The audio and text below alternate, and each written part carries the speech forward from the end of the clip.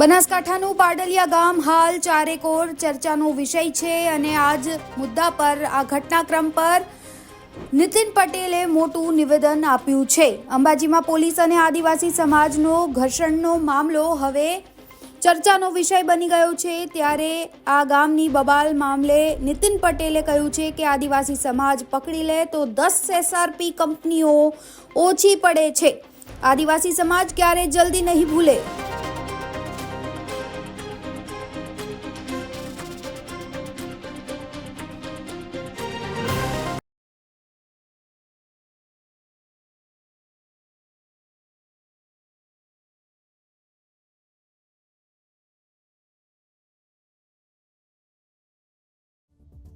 બનાસકાંઠા જિલ્લાના દાંતા તાલુકાનું પાડલિયા ગામ ચારેકોર ચર્ચાનો વિષય છે।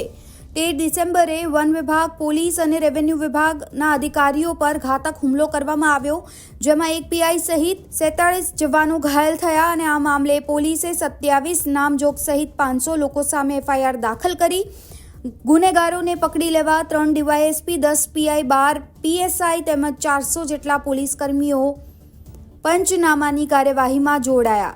જ્યારે બીજી તરફ 1000થી પણ વધુ પોલીસ કર્મીઓનો કાફલો અંબાજી આસપાસ ખડકી દેવામાં આવ્યો છે। ત્યારે આ મુદ્દા પર નીતિન પટેલ હવે સામે આવ્યા છે અને તેમને મહત્વનું મોટું નિવેદન આપ્યું છે। શું કહી રહ્યા છે નીતિન પટેલ, સાંભળીએ। મેં પણ પેપરોમાં અને ટીવીમાં આ સમાચાર જોયા છે, આખા ગુજરાતે જોયા છે।